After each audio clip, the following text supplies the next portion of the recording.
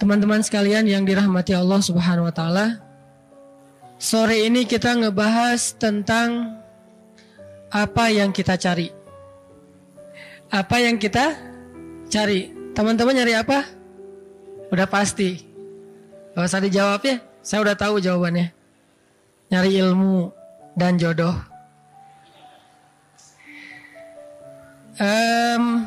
Ngebahas tentang apa yang kita cari. Saya pengen mengangkat satu kisah tentang perang pertama dalam sejarah Islam.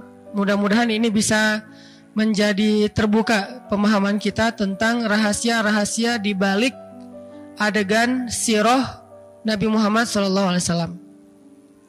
Perang pertama teh dalam Islam perang apa? Perang Badar. Nah, kisah tentang perang Badar itu dikisahin sama Allah di surat apa? Surat Badar. Apa itu surat Badar? Nama lain dari surat Badar itu adalah Suratul Anfal. Surat Al-Anfal. Jadi nama lain dari surat Al-Anfal itu Suratul Badar, surat perang Badar. Karena memang hampir seluruh isi dari surat Al-Anfal itu ngisahin tentang adegan perang Badar. Saya pengen sharing dulu kisahnya. Nanti setelah itu kita coba ambil pelajaran dan apa hubungannya dengan tema apa yang kita cari. Surat Al-Anfal ini memang banyak mengisahkan tentang perang Badar.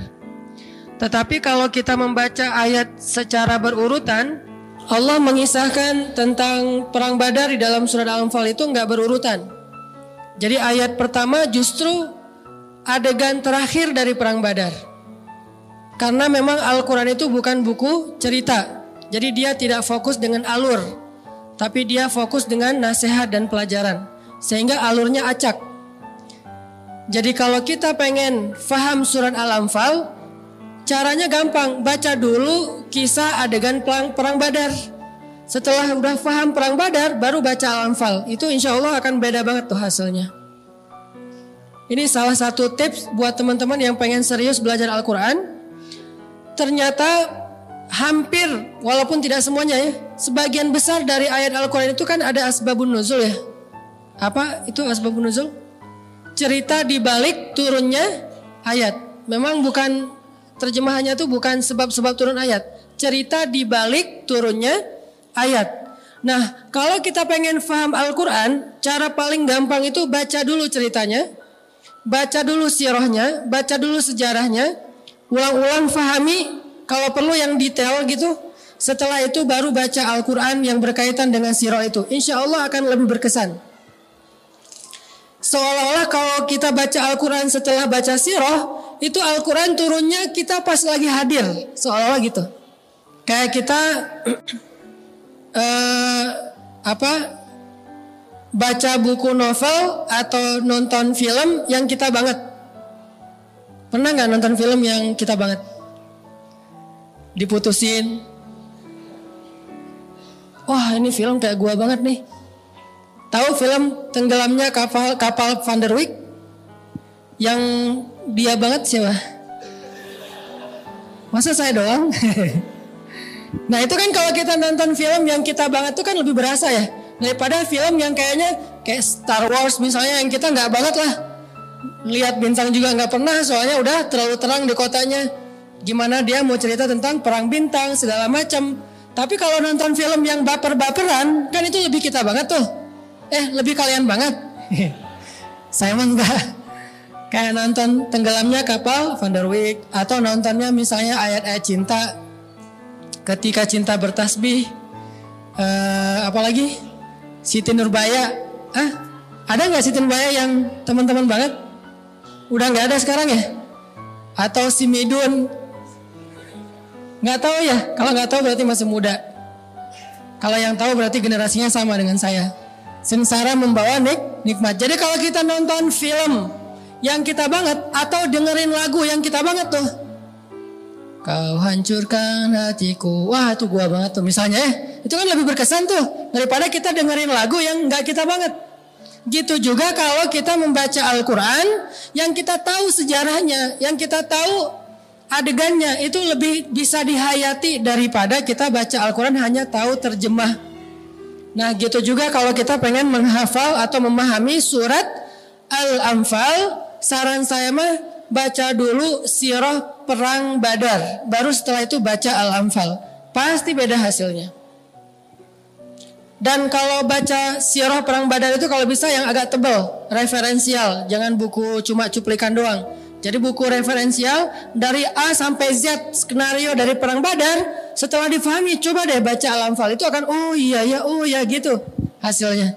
Tapi kalau langsung baca Al-Anfal, ini apaan sih? Ini maksudnya apa sih? Gitu. Soalnya kita langsung kepada kesimpulan-kesimpulan, nggak tahu alurnya. Nah sekarang saya pengen sharing dulu adegan kecil dari perang Badar, bahwa perang Badar ini kan terjadi di tahun kedua Hijriah. Jadi 2 tahun setelah Nabi hijrah ke Madinah terjadi perang Badar. Niat pertama sebelum terjadi perang Badar itu, Nabi pengen mencegat karavan dagangnya Abu Sufyan.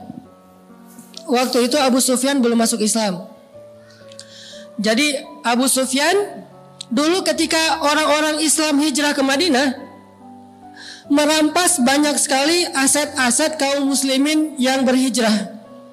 Ada ternak, ada pasar, yaitu barang dagangan segala macam, termasuk kebun-kebun.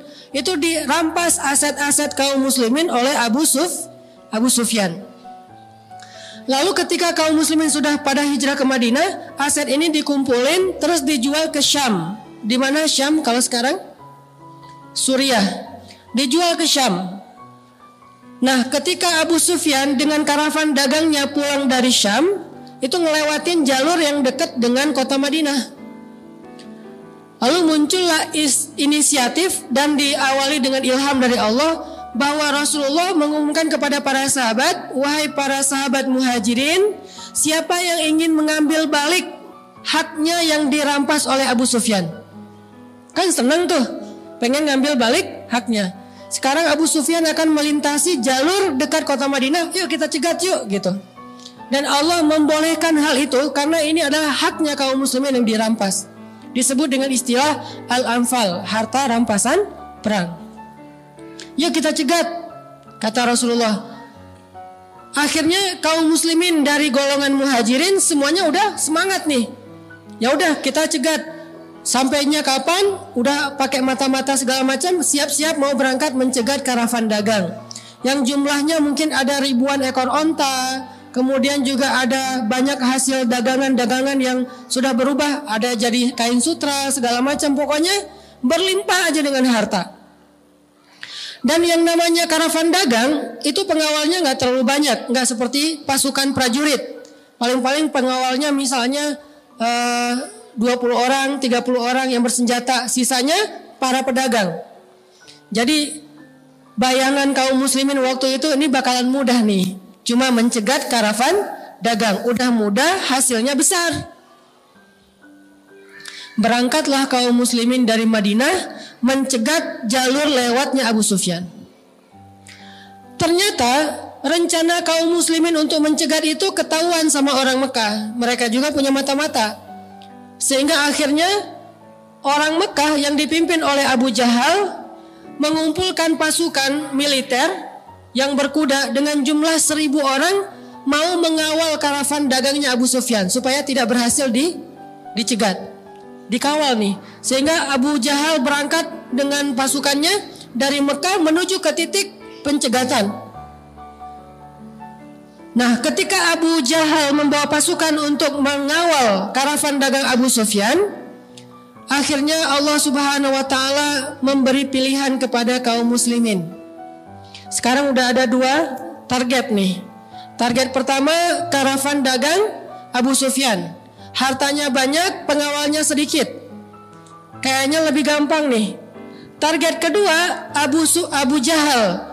Itu seluruhnya pasukan militer, prajurit, senjata lengkap, berkuda, jumlahnya lebih banyak, 1.000 orang. Mana yang kalian inginkan, kata Allah. Mulailah Nabi SAW mengumpulkan para sahabat yang tadi udah semangat-semangat tuh pengen mencegat karavan dagang ya. Tiba-tiba Nabi kumpulin, wahai sahabat-sahabatku, Ini ada sedikit perubahan nih. Ada apa ya Rasulullah? Allah Subhanahu wa taala memberi kita pilihan. Kira-kira menurut kalian ini mau yang mana nih? Sekarang ternyata Abu Jahal juga ngirim pasukan.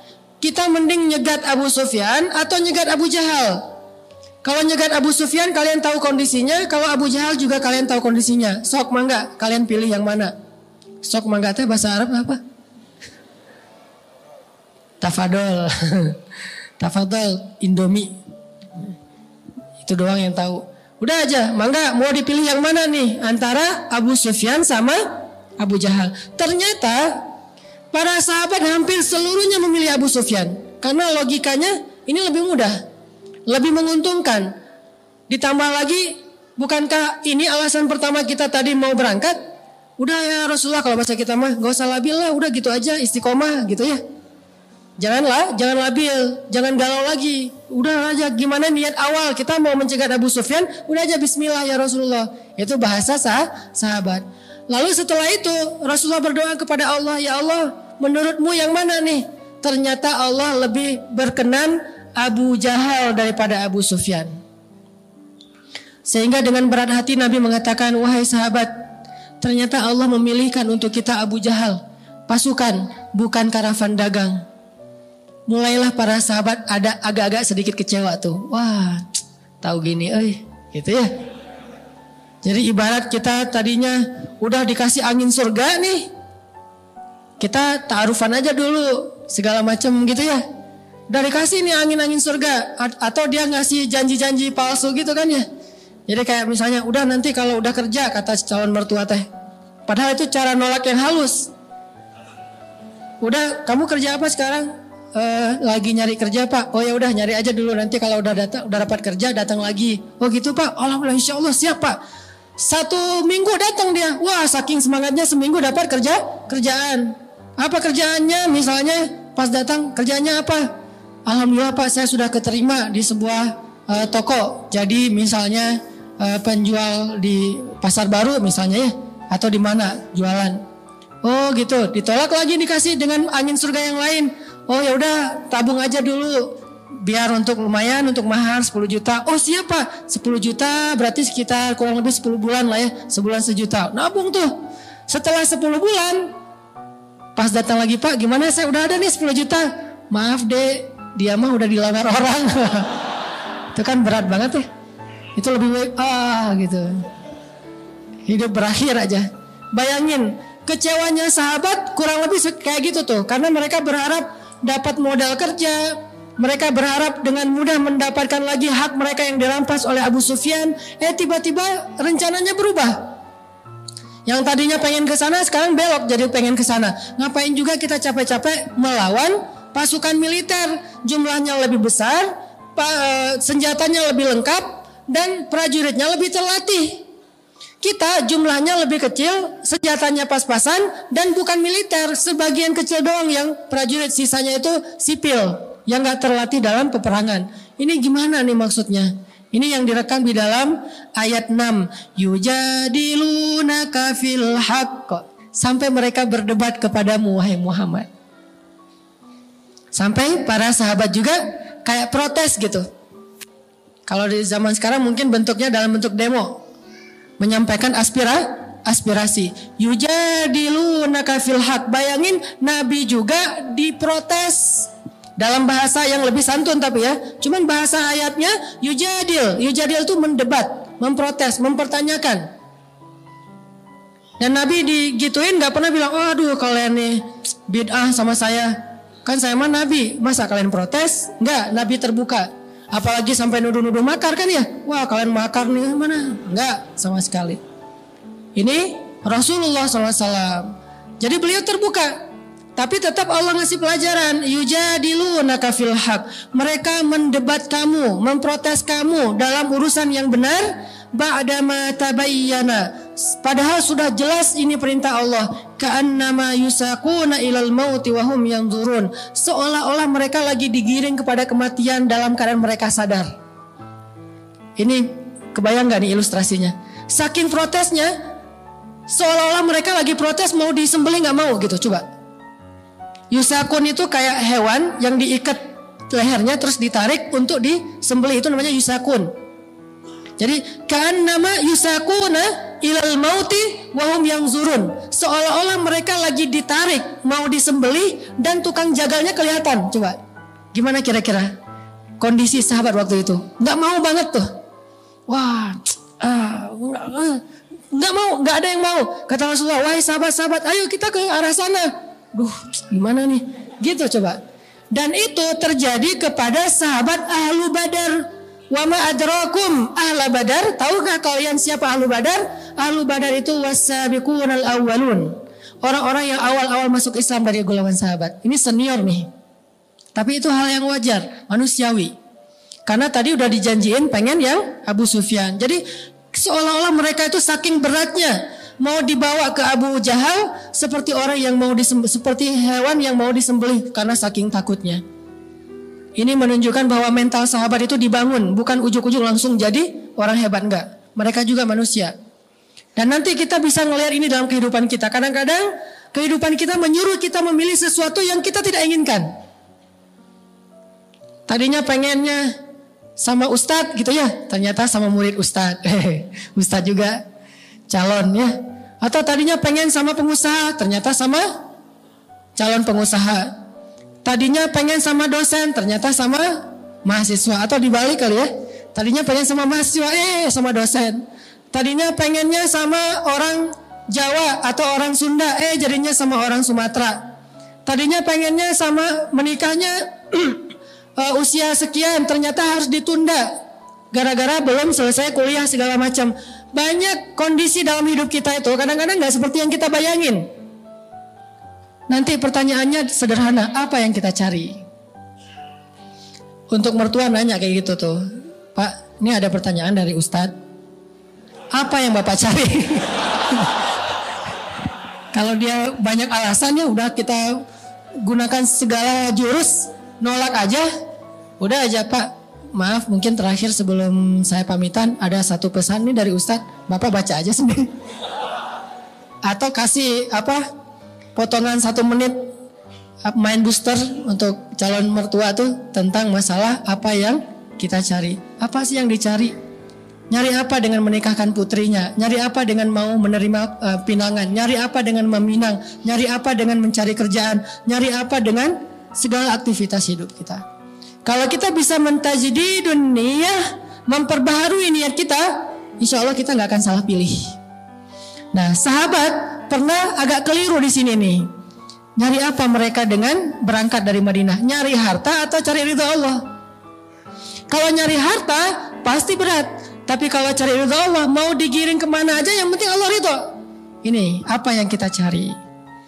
Sahabat mulai yujadil, mendebat, ya Rasulullah, ya Rasulullah, ya Rasulullah. Terus Nabi memberikan alasan, tapi kan, banyak tapikannya. Seolah-olah kayak mau disembelih aja. Lalu Allah berfirman kayak gini. Kemudian Allah mengatakan di ayat ke-7, wa idh ya'idukumullahu ihdat ta'ifatain annaha lakum wa tawadduna anna ghaira dhati syaukati takunu lakum. Ketika Allah memberi kalian pilihan di antara 2 kelompok atau 2 pasukan, sedangkan kalian menginginkan yang tidak punya senjata lah yang menjadi bagian kalian. Wa yuridullah, sedangkan Allah menginginkan untuk memperlihatkan kebenaran itu menang di atas kebatilan dan menghancurkan orang-orang kafir. Jadi pengennya kita sama pengennya Allah itu nggak selalu harus sama. Dalam kondisi kayak gitu ikutin aja pengennya Allah. Nanti kita lihat hasilnya kalau ngikutin pengennya Allah. Dan nggak kebayang seandainya sahabat waktu itu keras kepala, nggak kebayang apa hasil dari perang Badar. Mungkin kita nggak mengenal kisah-kisah menakjubkan dari perang Badar. Kalau seandainya mereka kekeh dengan pengennya mereka. Itu yang jadi realitas dalam hidup. Akhirnya setelah turun ayat ini, barulah sahabat gak bisa berkutik. Ini mah udah perintah Allah. Jadi Nabi kalau udah nasihatin gak berhasil, udah aja Allah berfirman. Udah kan? Selesai kan? Nah gitu juga tuh. Gak berhasil semua jurus Pak. Ini ada hadis nih dari Rasulullah. Tuh, apa kata Rasulullah? Kalau datang laki-laki yang baik akhlaknya untuk melamar putri kalian, maka nikahkanlah mereka. Oh gitu hadisnya? Riwayat siapa itu? Wah Pak, jangan tanya riwayat lah, pokoknya sahih aja lah Pak. Gitu ya, pakai dalil, tapi jangan ujuk-ujuk dalil. Tadi kirain mau ceramah, lo mau nyeramahin gua. Terakhir aja, pertama ini dulu TikTok dulu, bahasa yang sederhana segala macam, janji-janji. Ternyata Rasulullah udah nasihatin sahabat, nggak bisa. Akhirnya bacainlah firman Allah. Allah berfirman gini. Ini awal dari adegan perang Badar, ayat 5 sampai 8. Akhirnya baru mereka mengatakan, oh kalau ini adalah keputusan Allah, sami'na wa ata'na. Udah turun ayat nih, sami'na wa ata'na. Ikut, walaupun hatinya sebetulnya berat. Jalaninlah pilihan kedua, menghadang pasukan Abu Jahal yang lebih kuat daripada karavan dagang Abu Sufyan. Nah Abu Sufyan karena kaum muslimin belok, akhirnya dia juga ngambil jalur lain dan selamat sampai ke Mekah. Sekarang tinggal berhadap-hadapan kaum muslimin dengan pasukan kafir Abu Jahal. Ketika udah bikin kayak kemah gitu, camp sebelum besoknya akan terjadi peperangan, malam itu Rasulullah SAW gak bisa tidur. Coba teman-teman lihat ayat 9. Il tastaghithuna rabbakum. Ketika malam itu kamu beristighosah kepada Tuhanmu. Tastaghithun bahasa lainnya adalah istighosah. Teman-teman pernah dengar istilah istighosah? Istighosah itu artinya apa? Berdoa dengan sungguh-sungguh. Jadi ini nih. Jadi kalau kita udah memperbaharui niat kita, apa sih yang kita cari?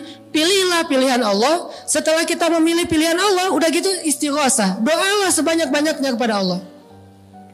Bilang, ya Allah, Engkau tahu hari ini saya mengambil satu pilihan yang berat. Dan itu tidak saya lakukan kecuali karena ingin taat kepadamu ya Allah. Pilihan antara mau pacaran atau mau nikah. Nikah mah sebetulnya belum siap ya Allah. Ngomong jadi akrab aja deh daripada terlalu kaku ya. Allah, saya mah kurang siap sebetulnya mau nikah. Tapi gimana kumaha tuh ya? Yang pacaran nggak boleh. Ya udah nikah aja deh ya Allah. Saya mah ngikutin gimana maunya Allah aja. Kumaha Allah we ya. Nah, Allah suruh nikah ya saya nikah. Insyaallah besok saya mau datang ke rumahnya ya Allah. Tetapi kan yang membolak-balikan hati Engkau ya Allah. Doa tuh istighosah malam sebelum datang. Jadi malam tuh gak usah tidur. Besok aja tidur pas ditolak. Gak usah bangun-bangun lagi maksudnya. Jadi kalau malam itu jangan tidur. Kayak Nabi istighosah istastaghithuna rabbakum. Nabi itu berdoa semalam suntuk. Gak tidur sama sekali. Cuma 2 orang yang gak tidur pada malam sebelum terjadi perang Badar. Rasulullah dan Abu Bakar As-Siddiq. Yang lain semuanya tidur lelap. Saking lelapnya, maaf ya ini sejarah, saking lelapnya banyak sahabat yang mimpi basah. Ini godaan setan. Jadi setan juga terlibat dalam perang Badar, bukan cuma malaikat. Jadi orang kafir ditolong setan, orang mukmin ditolong malaikat. Nah cara setan ngegembosin semangat kaum muslimin apa? Dia datang ke dalam mimpi kaum muslimin, membuat kaum muslimin harus mandi janabah. Mimpi basah. Sedangkan Nabi berdoa dengan Abu Bakar, doa terus, ya Allah, ya Allah. Apa salah satu doa Nabi waktu itu? Ya Rabbi, besok kami akan menghadapi musuh untuk kali pertama. Jika besok kaum muslimin binasa, maka aku khawatir tidak akan ada lagi orang yang menyebut namamu di muka bumi ini ya Allah. Maka tolonglah hamba-hambamu ini ya Allah. Terus, please ya Allah, please mahnya sampai pagi please.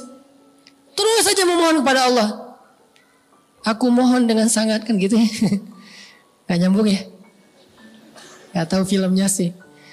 Aku mohon dengan sangat, please ya Allah gitu. Nabi berdoa terus sampai kalau dalam sejarah disebutkan Nabi kan pakai shawl gitu, bukan shawl rida itu kayak shawl atau kayak sorban ditaruh di kepala beliau sampai jatuh sorban itu dan janggut beliau yang lembut itu basah dengan air mata. Terus menangis sepanjang malam. Itu namanya istighosah. Salah satu rahasia kesuksesan Nabi dalam perang Badar. Pakai itu untuk perang.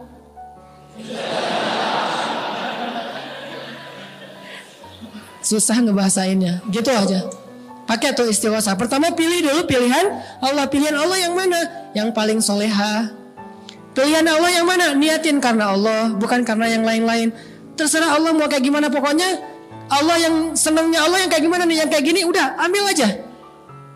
Begitu juga yang akhwatnya, yang cewek, yang perempuan. Pilihan Allah yang mana, yang baik akhlaknya, yang dekat dengan agama Allah, yang dekat dengan masjid. Walaupun mungkin secara duniawi kurang mapan, pilih aja pilihan Allah.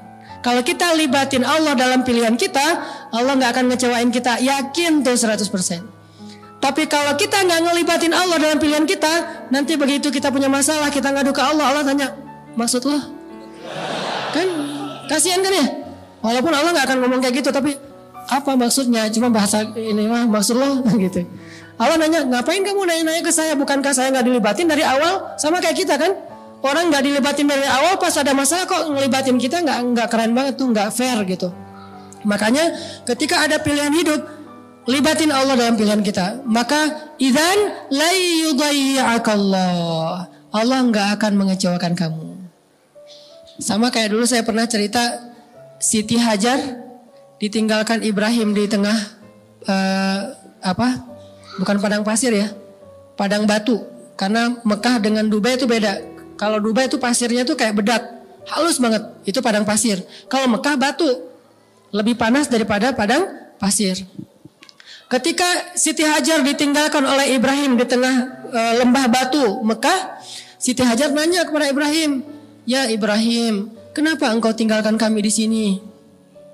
Ibrahim tidak bisa menjawab kenapa, karena nggak tega. Akhirnya Ibrahim jalan aja. Setelah jalan beberapa langkah, Siti Hajar ganti pertanyaannya. Ya Ibrahim, Allahu amaraka bihadza?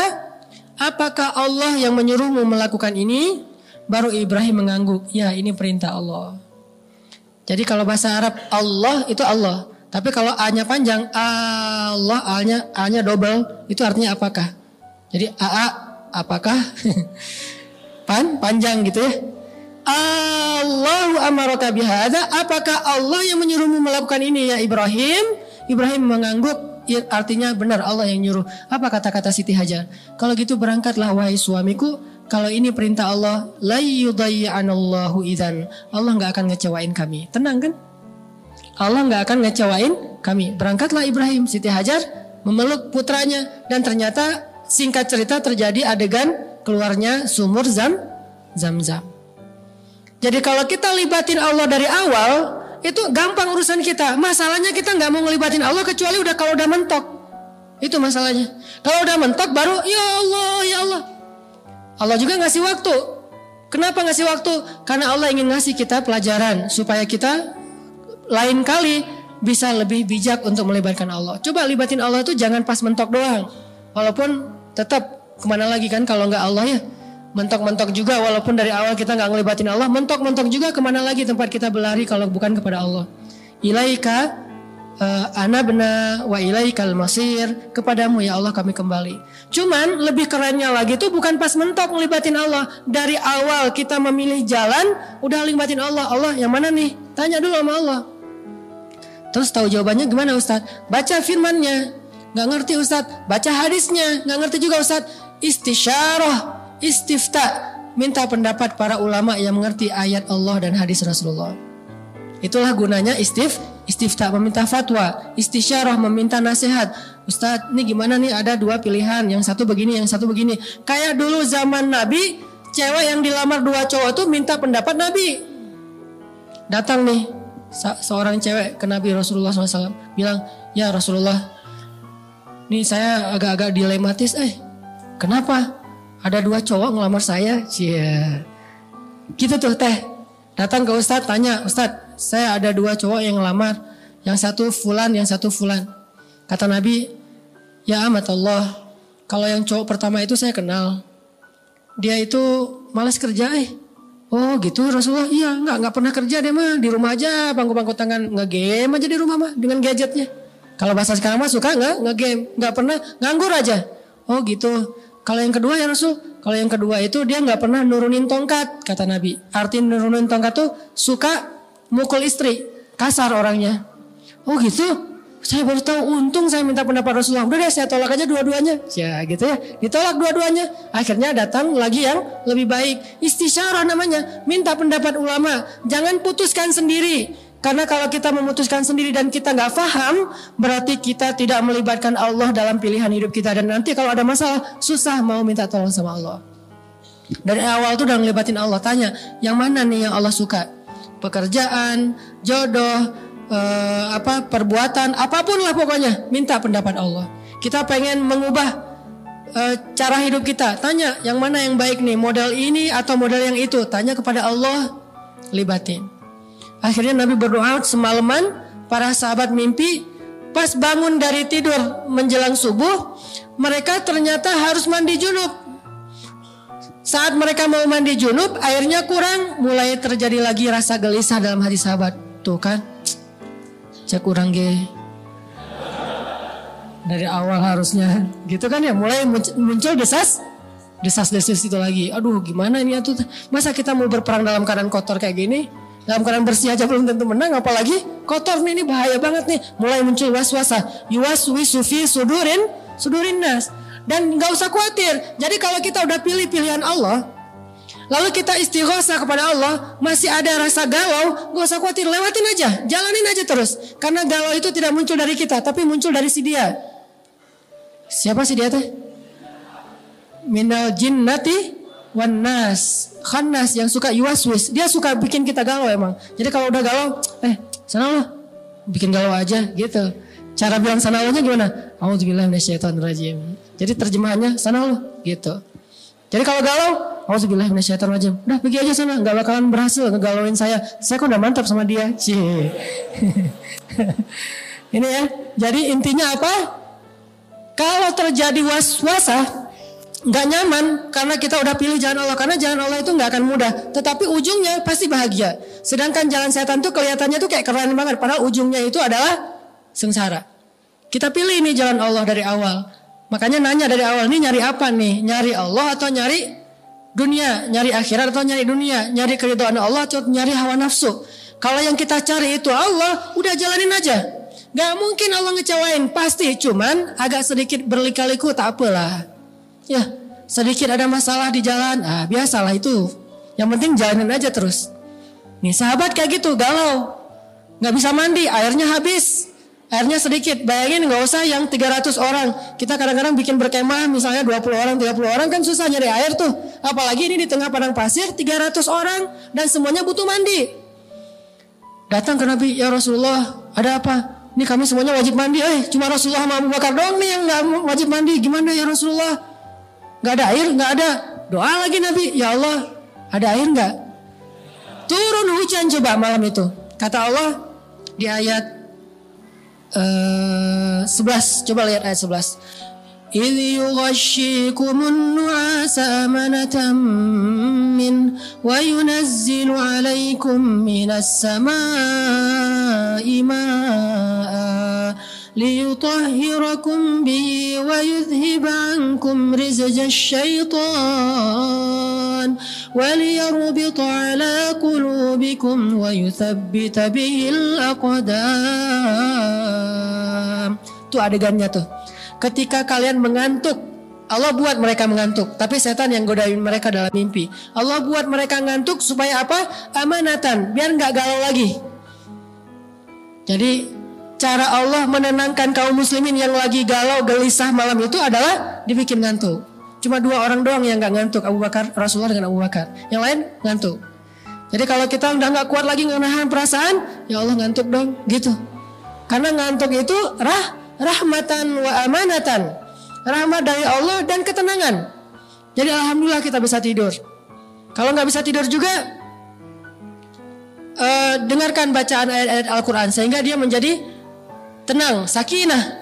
Kan orang kalau dengar baca Al-Quran jangan langsung sakinah ya. Sebenarnya sakinah mah bukan cuma nikah sih. Sakinah, mawaddah, warahmah. Dengerin Al-Quran juga bisa sakinah. Bayangin orang kalau dengar khutbah, dengar ngaji langsung sakinah. Kalau teman-teman lihat di dalam majelis ta'lim ada yang tidur, jangan diganggu, dia lagi dapat sakinah. Tenang, masuk. Kenapa pas sudah bubar, ta'lim bubar dia bangun? Karena udah nggak ada lagi sakinahnya. Sakinah itu hanya ada di dalam majelis ilmu. Biarin dia tidur, lagi dapat sakinah. Ada teman kita di sebelah, gini aja, sampai kadang-kadang keluar suara-suara gitu ya. Waduh, sakinah banget ya, Masya Allah gitu. Dan kemungkinan lain kenapa dia dapat sakinah? Karena Allah ingin menenangkan dia galau. Jadi karena dia lagi galau, Allah bikin dia sakinah. Kaum muslimin lagi galau, galaunya bukan masalah apa-apa, masalah besok gimana nih perangnya. Kita belum punya pengalaman, nggak pakai strategi yang matang. Akhirnya Allah buat mereka nuas, ngantuk, tidur semuanya kecuali 2 orang. Ternyata pas mereka nggak bisa mandi, Allah katakan wa yunazzilu alaikum minas samaa'i ma'a. Allah turunkan untuk kalian dari langit air, sehingga para sahabat semuanya waktu subuh itu mandi air hujan. Bertakbir Allahu Akbar. Ternyata Allah ngasih harapan dengan menurunkan hujan, berarti Allah udah terlibat nih dalam perang Badar. Sejak saat itu Allah sudah terlibat, terbukti itu. Begitu mereka pengen mandi, turun hujan. Udah selesai mandi, selesai sholat subuh, maka kemudian kaum muslimin bersiap-siap mau perang Badar. Mereka sudah berdiri berhadap-hadapan, terjadilah duel awalnya. Duel antara Ali bin Abi Thalib, ada Hamzah dan segala macam melawan pasukan musuh. Dan memang waktu itu gladiatornya emang Ali sih. Dia lagi jadi Achilles gitu, lagi jadi gladiator gitu. Dan kalau bahasa di Al-Anfal mah ayat 12 coba. Ayat 12 terakhir, wadribu minhum kullabanan fadribu fawqal a'naq. Sampai Allah ngajarin kaum muslimin cara nebas. Saking gak pengalaman berperang, sampai Allah ngajarin caranya. Kalau kalian mau menebas musuh, sekali tebas dan mati, tebas bagian ininya. Soalnya musuh pakai baju besi, cuma bagian ini yang bagian kelemahan mereka. Sampai diajarin coba di Al-Quran. Fadribu fawqal a'naq. Pukullah bagian leher mereka, sehingga ketika kaum muslimin berperang, mereka ngincernya leher. Soalnya kalau ngincer yang lain semuanya baju besi. Kaum muslimin nggak pakai apa-apa, benar-benar street banget lah gitu. Jadi benar-benar gaya street. Wah, gua mah street kan nggak pakai pengaman ya, main skate. Kalau street mah masa pakai gini-ginian segala macam, pakai helm gitu kan ya, nggak street kan ya. Itu mah anak klub. Kalau yang anak street mah kalau bisa nggak pakai baju. Jadi makin luka tuh di foto postingin lukanya, wah street gitu, red kan ya. Nah sahabat mah street banget perangnya tuh, nggak pakai pengaman, langsung aja. Nah musuh pakai pengaman, musuhnya anak klub. Sahabat mah anak street. Jadi beda nih, anak klub mah atlet, anak street mah acak-acakan, pokoknya seru aja. Kayak anak bola yang main di dalam klub sama yang main di jalanan. Di jalanan kan nggak pakai sepatu kan? Kalau di klub sepatu, pengaman segala macam. Nah, musuh pakai pengaman. Kaum muslimin straight banget. Straight gitu ya. Ditebas lehernya. Alhamdulillah Allah mengajarkan cara mereka berperang. Sampai selesai perang Badar, Allah turunkan ketika perang Badar itu malaikat berangsur-angsur. Turun malaikat tuh. Ini kalau kita libatin Allah. Allah kasih kejutan. Cuman Allah gak mau ngomong dari awal. Kenapa? Allah kok gak ngomong sih mau diturunin malaikat? Atau dari gitu kan dari awal juga udah pasti mau lah. Kalau plus malaikat ya. Kan awal mah ragu gara-gara 300 lawan 1000. Tapi coba Allah bilang, kalian pilih yang 1000 aja ya. Ntar gua turunin malaikat deh, 1000 malaikat. Wah mau dong Allah kalau gitu. Kenapa Allah gak ngasih tahu dari awal coba? Kan pertanyaannya gitu. Karena Allah ingin melihat siapa yang benar-benar yakin dan berserah diri kepada Allah. Siapa yang lebih yakin kepada logika matematikanya. Jadi Allah gak mau ngasih tahu. Ke sahabat dan Nabi aja Allah gak ngasih tahu siapa. Kita pengen tahu dari awal. Allah ini kira-kira tapi ntar dibantukan ya sama Allah. Bantu gak sih Allah? Gak usah tahu itu, udah aja yakin kalau kita libatin Allah, Allah pasti akan bantu. Ternyata turun malaikat berangsur-angsur. Dan dalam riwayat disebutkan malaikat yang turun waktu itu memakai ikat kepala hijau, jubah putih, kemudian malaikatnya bercahaya, turun seperti merpati atau seperti elang yang menyambar. Bukan merpati, elang ya, seperti elang menyambar. Turun dari langit, serentak gitu, ada berapa ratus malaikat. Terus lewat, datang lagi berapa ratus, terus aja gitu, kayak gelombang gitu. Jadi swell ya. Jadi kayak dapat swell gitu, berangsur-angsur, pesta ombak. Ombak deh. Nah, akhirnya datang malaikat ngabisin musuh-musuh. Dan ini diriwayatkan oleh seorang musuh yang kelak dia masuk Islam. Dia bilang gini, pas terjadi perang Badar, kami melihat ada pasukan berwarna putih, memakai jubah-jubah putih seperti burung, dan mereka mengikat kepala dengan ikat kepala hijau. Mereka datang menyambar, lalu aku menutup mataku dan tidak berani melihat, sehingga aku mendengar suara teman-temanku berteriak seperti orang yang sedang ditebas lehernya. Orang-orang musuh, orang-orang kafir itu berteriak karena lehernya ditebas oleh malaikat. Wah, kaum muslimin sebetulnya waktu itu nggak berperang sebetulnya. Cuma mau angkat senjata, udah keduluan malaikat. Keduluan. Saking gampangnya perang Badar tuh. Tapi kan ujian mentalnya berat itu ya. Pas perangnya mah gampang. Sebelum perangnya ini yang jadi ujian berat. Makanya hidup tuh kayak gitu tuh. Pas mau dijalanin kayak bakalan gimana gitu. Pas sudah dijalanin, ternyata gak gitu-gitu amat ya. Dimudahin sama Allah. Udah aja dihabisin sama malaikat. Begitu aku buka mataku, kata dia, aku melihat teman-temanku semuanya tergeletak dalam keadaan tidak bernyawa karena sudah dibunuh oleh malaikat. Cuma satu yang tersisa, dan itu untuk menjadi saksi sejarah. Itu cara Allah nolongin. Udah selesai perang Badar. Orang musuh-musuh udah pada mati, termasuk Abu Jahal. Setelah selesai musuh pada mundur, yang masih hidup ada yang ditawan, banyak yang mati. Kemudian terjadilah adegan di ayat 1 surat Al-Anfal. Ngumpulin harta ghanimah. Ada yang dapat. Kan orang kafir mah dulu kalau mau berperang tuh bawa serta dewa ya.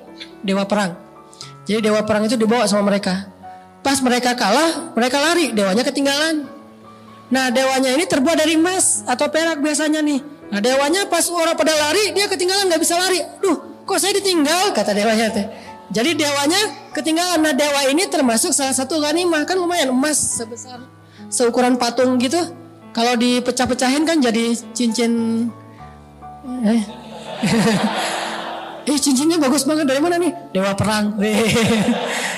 Jadi maharnya dewa perang. Ditinggalin tuh dewa-dewanya tuh. Diambil sama kaum muslimin. Mau dileburin lagi terus jadi perhiasan. Ada yang dapat onta, ada yang dapat kuda, ada yang dapat dewa, ada yang dapat pedang. Gak rata.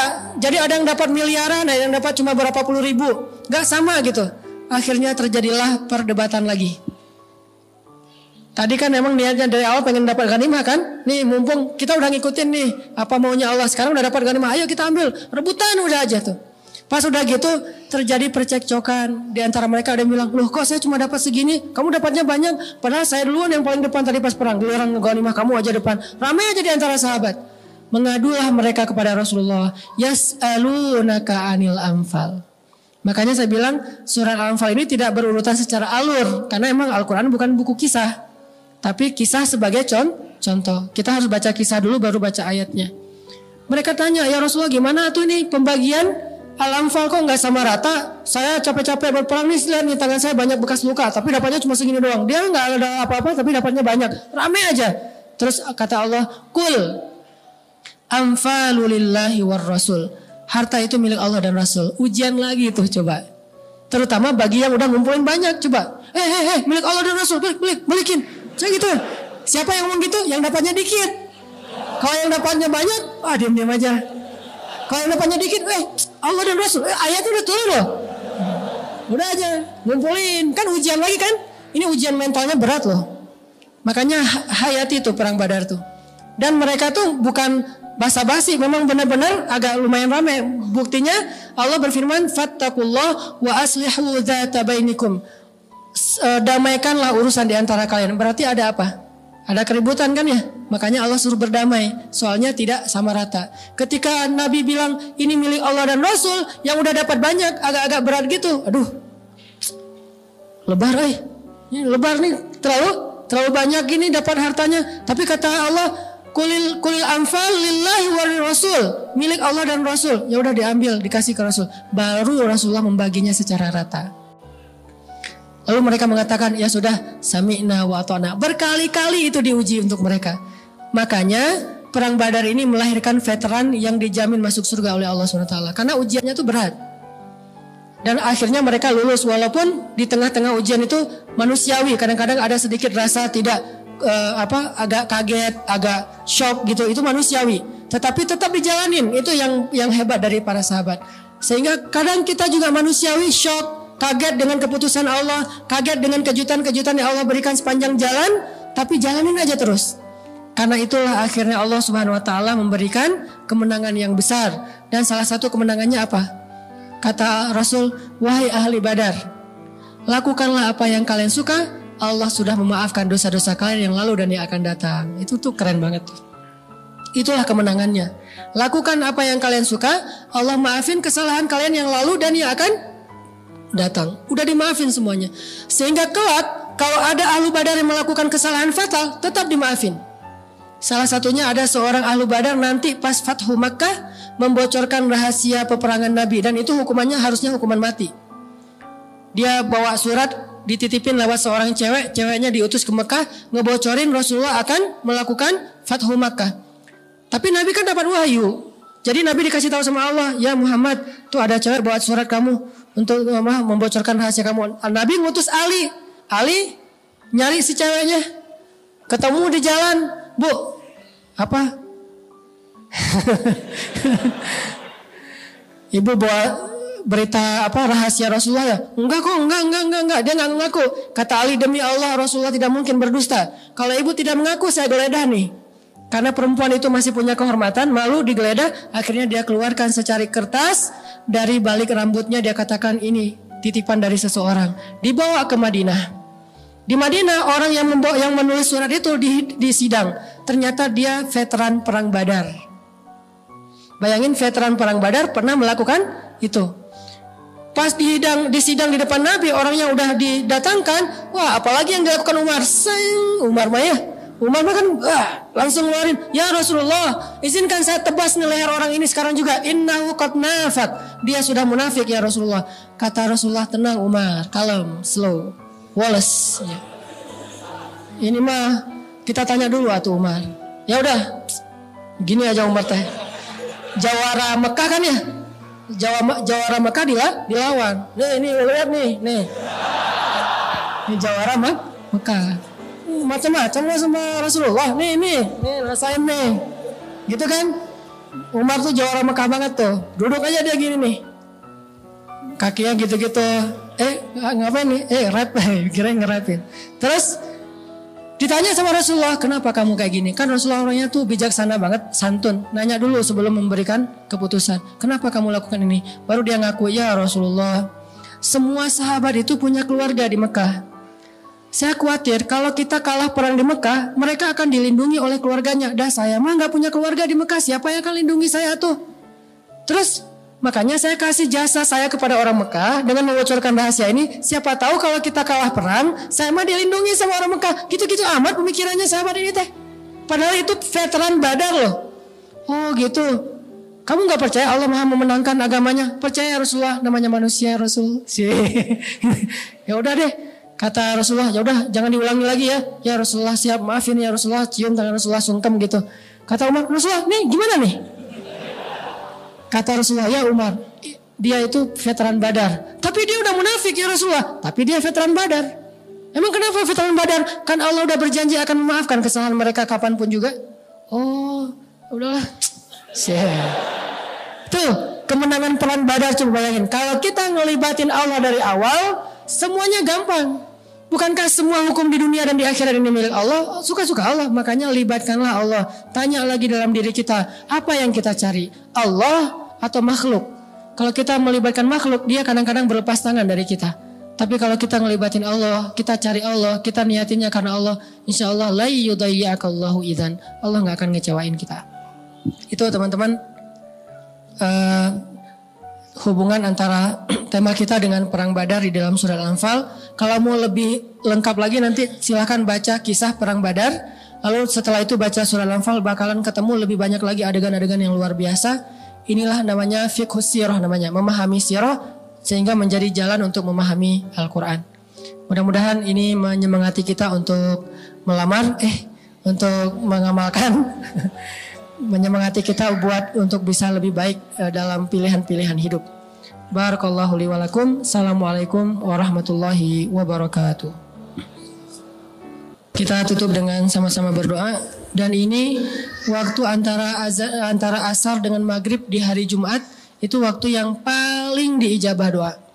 Jadi setiap hari Jumat itu gunakan kesempatannya buat istighosah. Yang tadi ya. Antara asar dengan maghrib. Dan terutama saya selalu ngingetin, yuk kita jangan lupa juga ngedoain saudara-saudara kita di Palestina, di Suriah, di Irak, Rohingya. Karena emang nyatanya kita juga belum bisa jadi relawan ke sana, belum bisa berjihad ke sana, belum bisa rutin menyumbang untuk mereka. Minimal jangan pelit dengan bacaan doa untuk mereka. Karena kadang doa itu juga kadang lebih berharga bagi mereka. Minimal kalau Allah tidak memberikan mereka kemenangan dengan mengalahkan musuhnya, Allah berikan mereka ketenangan dan kekuatan hatinya, dan kemenangan mereka adalah syahid di jalan Allah Subhanahu wa taala. Mudah-mudahan kita bisa benar-benar bisa membantu kaum muslimin di seluruh dunia sehingga tidak ada lagi cerita kezaliman seperti di Suriah yang setiap hari sampai hari ini juga masih ada berita terupdate walaupun tidak diliput oleh media kita, bagaimana banyak anak kecil yang dibom sehingga putus kakinya tapi masih merangkak-rangkak cari ambulans ya, jalan sendiri, kakinya dua-duanya udah putus tapi dia merangkak mencari ambulan untuk dapat penanganan. Itu terjadi di Suriah. Jadi kalau kata Nabi, malhamah kubro, di akhir zaman itu akan terjadi perang namanya perang malhamah kubro. Malhamah itu dari kata lahmun. Lahmun itu artinya daging, tumpah daging bukan tumpah darah. Dulu saya nggak ngerti apa arti tumpah daging, baru sekarang saya ngerti daging itu berserakan di mana-mana. Baru sekarang ngerti maksud dari hadis Nabi malhamah kubro. Saking luar biasanya daging itu berserakan di mana-mana. Orang nemu kaki, nemu kepala, ini tengkorak tinggal setengah dan seterusnya. Orang diamputasi, dioperasi gitu, dibedah nggak pakai bius, biusnya membaca Al-Quran. Ini semuanya terjadi di Suriah. Makanya jangan lupakan mereka dari doa-doa kita di setiap kita berdoa. A'udzu billahi minasy syaithanir rajim. Bismillahirrahmanirrahim. Alhamdulillahi rabbil alamin. Hamdan yuwafi ni'amahu wa yukafi'u mazidah. Ya Rabbana lakal hamdu kama yanbaghi li jalali wajhikal karim wa 'azimi sultanik.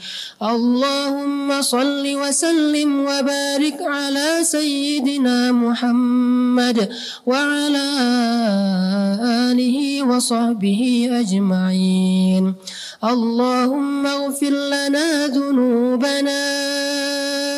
Allahumma ighfir lana dhunubana. اللهم اغفر لنا ذنوبنا ولوالدينا. اللهم اغفر لنا ذنوبنا ولوالدينا ولوالدينا ولوالدينا ولوالدينا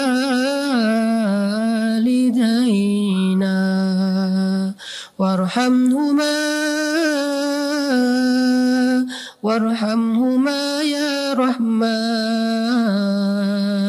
وارحمهما يا رحيم وارحمهما كما ربيانا صغارا.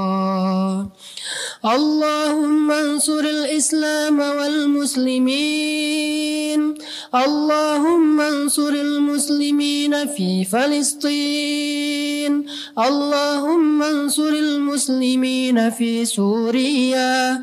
اللهم انصر المسلمين في العراق. اللهم انصر المسلمين في الشام. اللهم انصر المستضعفين من المؤمنين في رهينيا. اللهم انصر المجاهدين ووحد صفوفهم وسدد رميهم واشفي جرحاهم وارحم شهداءهم. اللهم ألف بين قلوب المؤمنين. اللهم اجعل بلدنا هذا إندونيسيا بلدا آمنا وارزق أهله من الثمرات يا رزاق يا رب العالمين. اللهم أعنا على ذكرك وشكرك وحسن عبادتك. ربنا آتنا من لدنك رحمة وهيئ لنا من أمرنا رشدا واجعل لنا من كل ضيق مخرجا ومن كل هم فرجا ومن كل عسر يسرا. ربنا هب لنا من الصالحين ربنا هب لنا من أزواجنا وذرياتنا قرة أعين واجعلنا للمتقين إماما يا ودود يا ودود اللهم إنا نسألك علما نافعا وقلبا خاشعا وعملا متقبلا ورزقا حلالا طيبا ودعوة مستجابة يا مجيب السائلين ربنا آتنا في الدنيا حسنة وفي الآخرة حسنة وقنا عذاب النار ya Rabbana, terimalah doa-doa kami ya Allah, terimalah permintaan kami ya Allah, terimalah istighosah kami ya Allah, terimalah curhat-curhat kami ya Allah. Tiada yang lebih mampu mengabulkan setiap permintaan kami selain Engkau ya Allah.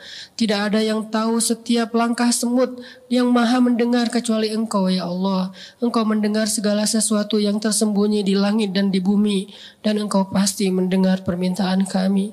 Dengarkanlah dan ijabahlah ya Allah. Sesungguhnya inilah waktu yang terbaik untuk berdoa, maka terimalah doa-doa kami.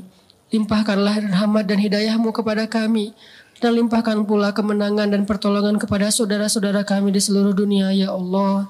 Kuatkanlah hati mereka ya Allah, kuatkanlah kesabaran mereka ya Allah, berikan mereka kemenangan atas musuh-musuhnya ya Allah. Ya Rabbana, ampuni dosa bunda-bunda kami ya Allah, ampuni dosa ibunda kami ya Allah, ampuni dosa ibu kami ya Allah, ampuni dosa ibu kami ya Allah. Kami tidak sanggup untuk membalas jasa-jasa ibu kami selain mendoakan kebaikan untuknya ya Allah. Ampunkanlah dosa ibunda kami, ampunkanlah dosa ayahanda kami ya Allah. Jadikanlah keduanya sebagai ahli surga-Mu ya Allah. Pertemukanlah kami dengan ayahanda dan ibunda kami di dalam surga-Mu ya Allah. Ya Rabbana, di dalam genggaman-Mu lah hati-hati hamba-Mu ya Allah. Maka bimbinglah hati kami, genggamlah hati kami, arahkanlah dan condongkanlah hati kami kepada iman dan hidayah. Jauhkanlah hati kami dari kesesatan dan kekufuran ya Allah. Ya Rabbana, beri kami ilmu yang bisa kami amalkan, beri kami rezeki yang bisa kami mendapatkan keberkahan di dalamnya, beri kami hidayah yang dengannya kami bisa mendekatkan diri kepadamu ya Allah. Anugerahkanlah untuk kami hati yang khusyuk, lisan yang senantiasa basah dengan berzikir kepadamu, dan mata yang selalu mampu menitikan air mata karena takut akan azab-Mu ya Allah.